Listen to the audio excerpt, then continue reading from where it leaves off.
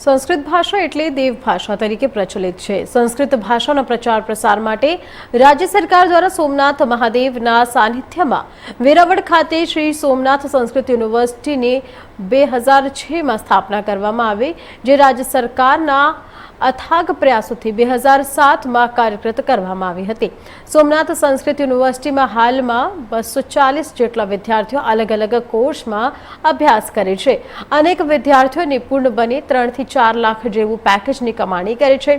સંસ્કૃત યુનિવર્સિટીના સચિવના જણાવ્યા પ્રમાણે યુનિવર્સિટીનું કેમ્પસ ખૂબ જ મોટું છે। અહીં અલગ અલગ અનેક અભ્યાસક્રમો મુજબ સંકુલો બનાવેલા છે, જેમાં કે વિદ્યાર્થીઓને રહેવા માટે, ભોજન માટે, વેળાભ્યાસ માટે પુસ્તકાલય જેવા આધુનિક સંકુલો છે। શ્રી સોમનાથ સંસ્કૃત યુનિવર્સિટીની સ્થાપના તત્કાલીન મુખ્યમંત્રી શ્રી અને આજના દેશના યશસ્વી વડાપ્રધાન શ્રી આદરણીય નરેન્દ્ર મોદી સાહેબના હસ્તે 2006માં સ્થાપના થયેલી છે અને 2007થી યુનિવર્સિટીનું શૈક્ષણિક કાર્ય શરૂ થયેલું છે। સોમનાથ સંસ્કૃત યુનિવર્સિટી સાથે આ શૈક્ષણિક વર્ષથી જોવા જઈએ તો diploma, PG diploma, degree course માટે 106 સંસ્થાઓ અમારી સાથે જોડાયેલી છે। યુનિવર્સિટીમાં હમણાં જ મેં કહ્યું તેમ BA, MA, BA BEd, PhD, diploma અભ્યાસક્રમો, એમએ યોગ, એમએ જનરલ સ્ટડીઝ અને એમએ જનરલ સંસ્કૃત સ્ટડી અને હિન્દુ સ્ટડીઝ એવા અભ્યાસક્રમો ચાલે છે।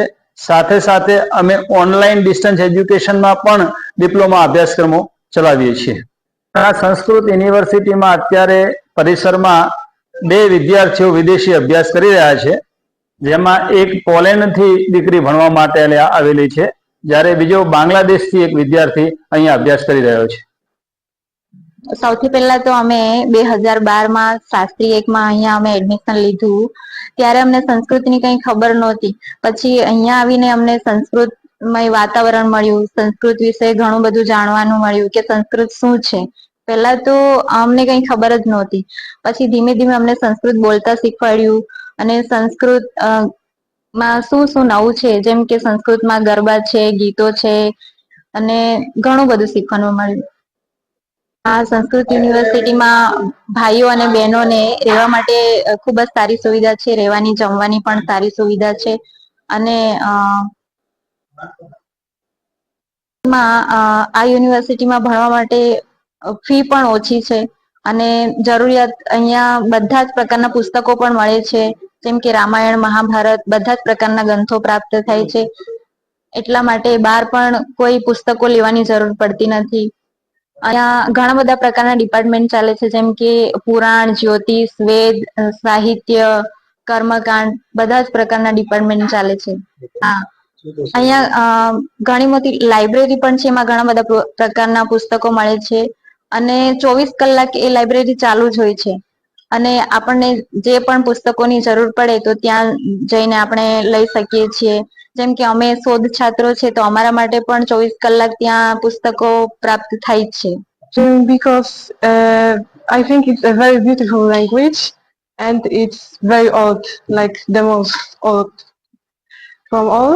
It's like mother language of all languages, and it's very interesting for me how it's connected with religion, like Indian philosophy and religion, and how can I understand these topics.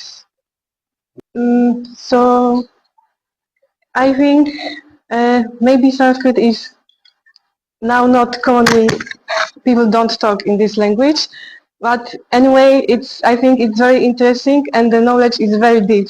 So I think if anyone is from India, it's very good if someone knows their ancient history and everything, because it's very rich, it's very deep. So I think that's the point.